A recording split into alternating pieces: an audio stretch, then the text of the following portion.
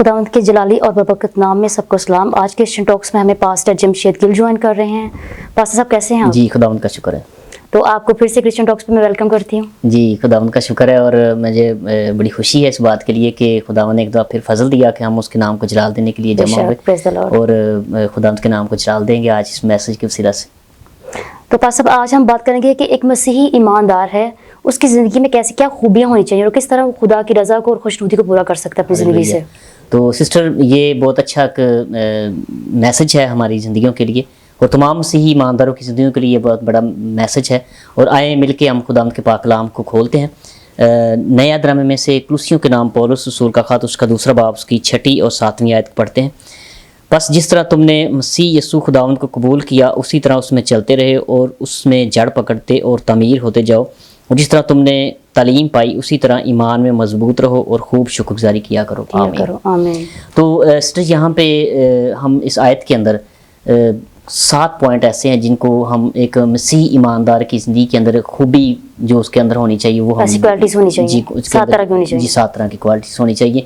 اور اس آیت کے اندر، ان دونوں آیات کے اندر، ہم پہلی آیت کے اندر 2 الفاظ ہیں اور دوسری آیت کے اندر یعنی 7ویں آیت کے اندر 5 الفاظ ہیں، تو یہ کل ملا کے 7 الفاظ بنتے ہیں جو ایک ایماندار مسیح کی زندگی میں ہونا بہت ضروری ہے۔ جب وہ ان آیات کے اندر پائی جانے والی جو باتیں ہیں ان کے اوپر پورا عمل کرے گا تو پھر وہ ایک مسیحی ایماندار ٹھہرا سکتا ہے۔ ہاں، اس کی زندگی کے اندر یہ خوبیاں جو وہ ہوں گی تو پھر وہ ایک کاملیت کی طرف بڑھ سکتا ہے۔ بالکل۔ تو یہاں پہ اس خط کے اندر جو دوسرے باب کے اندر یہ جو ٹائٹل ہے یہ بھی یہاں پہ لکھا ہوا کہ مسیح کے وسیلہ سے زندگی کی کاملیت۔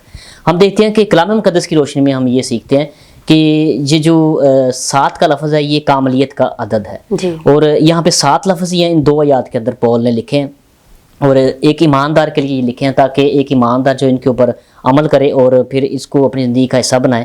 جب ایک ایماندار قبول کرتا ہے، قبول کرنے کے بعد پھر وہ اس سارے پروسیس میں سے گزرتا ہے تو عمل میں لے کے آتا ہے، تو پھر وہ اس کی زندگی کے اندر یہ خوبیاں آتی ہیں، تو پھر وہ اپنی زندگی میں برکات حاصل کرتا ہے اور یوں پھر وہ دوسروں کے لیے بھی باعث برکت بنتا ہے۔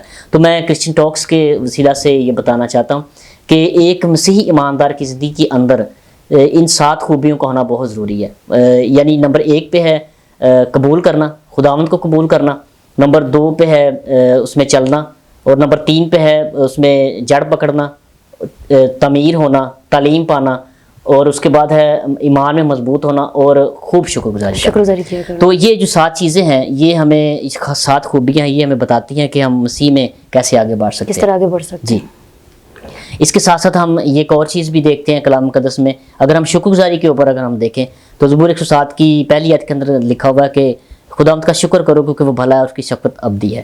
تو ہمیں اس کی شفقت کو حاصل کرنے کے لیے، اس کی بھلائی کو حاصل کرنے کے لیے، اس کے کلام پر عمل کرنے کے لیے ہمارے اندر ایک مسیحی ایماندار کے اندر یہ خوبیاں جو ہونا وہ بہت ضروری ہے۔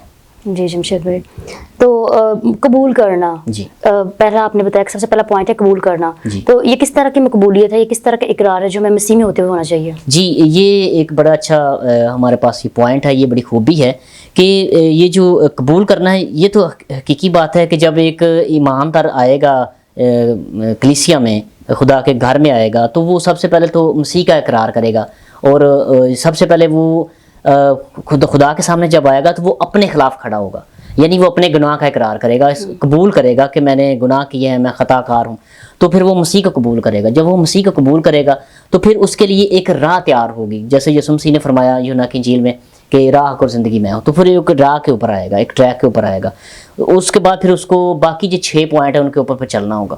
جی اور وہ جب اس کے اوپر چلے گا تو پھر وہ اس کی زندگی تو مسیح یسوع میں ہم اس کو قبول کر کے اس میں چلتے ہوئے جڑ کیسے پکڑ سکتے ہیں؟ جی یہ کس طرح کا پروسیس ہے جس میں گزر کر ہم یعنی کہ مضبوط ہو جاتے ہیں ایمان میں؟ یہ جو جڑ پکڑنا وہ اصل میں ان 2 آیات کے اندر ہے تعلیم پانا۔ جب ہم مسیح کو قبول کر لیتے ہیں تو جب جڑ ہماری اصل میں اس کی ٹھوس تعلیم ہے۔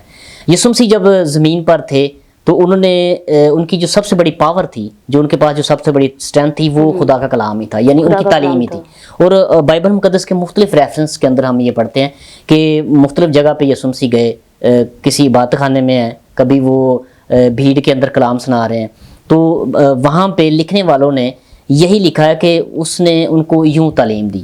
تو بہت سے لوگ ایسے تھے جنہوں نے جب یسوع مسیح کی تعلیم کو سنا تو انہوں نے کہا یہ تو نئی تعلیم ہے، حالانکہ یسوع مسیح تعلیم وہی دے رہے تھے جو تعلیم کلام مقدس کے اندر موجود تھی، لیکن یسوع مسیح کا تعلیم دینے کا سٹائل جو تھا صاحب وہ اختیار کی طرح صاحب دیتے تھے۔ اختیار کی طرح تھا، اور ایک ان کی زبان کے اندر اور کلام دینے کے سٹائل کے اندر ایک ورسٹیلٹی تھی، انہوں نے ایک ورسٹیلٹی کے ذریعے کلام پیش کیا اور ایک نئی اتھارٹی سے ایبلٹی سے کلام کو جی پیش کیا۔ ایک نئے میننگز دیے۔ تو اس طریقے سے ہمیں تعلیم کلام مقدس کی تعلیم جو اس کو حاصل کرنا ہوگا، تب ہم اس کے اندر جڑ پکڑ سکتے ہیں۔ تو بیسکلی ابتدا سے اب تک دیکھیں تو تبدیلی کا جو بیسک سورس ہے وہ تعلیم ہی ہے۔ تعلیم ہی ہے جی بالکل۔ تو جمشید بھائی، تعلیم پانے کے ساتھ ساتھ ایمان میں ہم کس طرح مضبوط بن سکتے ہیں؟ ایمان میں ہماری جو بڑی مضبوطی ہے وہ یہی ہے کہ سب سے پہلے تو ہم نے ایمان ہی ایسی شخصیت کے اوپر رکھ لیا ہے جو ایمان کا بانی ہے بے شک۔ اور کامل کرنے والے۔ عبرانیوں کے خط میں ہم پڑھتے ہیں کہ وہ ایمان کا بانی ہے، ہمارا مسیح جو ہے اس کو تکتے رہیں کیونکہ وہ ایمان کا بانی ایمان کا ہے اور ہمیں کامل کرنے والا ہے۔ تو ہمارا ایمان خدا یسوع مسیح پر ہے جس کے وعدے ہمارے ساتھ بڑے زبردست ہیں۔ یعنی سب سے بڑا اس کا یہ وعدہ ہے، جب ہم مقدس متی کی انجیل کے آخری باب میں پڑھتے ہیں، جو اس نے ہمارے ساتھ بڑا وعدہ کیا کہ آسمان اور زمین کا کل اختیار مجھے دیا گیا۔ تو پھر اس نے ہمیں یہ فرمایا بھی ہے کہ تم جاؤ ساری خلق کے سامنے انجیل کی منادی کرو، ان کو یہ تعلیم دو۔ تو یہ تعلیم جو تھی یہ ایک بیسک چیز تھی، اور اس میں ہی ہم پھر مضبوطی کے ساتھ آگے بڑھ سکتے ہیں۔ تو ہمارے ایمان کی کاملیت جو ہے وہ اسی کے اندر پائی جاتی ہے، یعنی ہمارا ایمان جو ہے وہ مسیح کے اوپر پکا ہونا چاہیے۔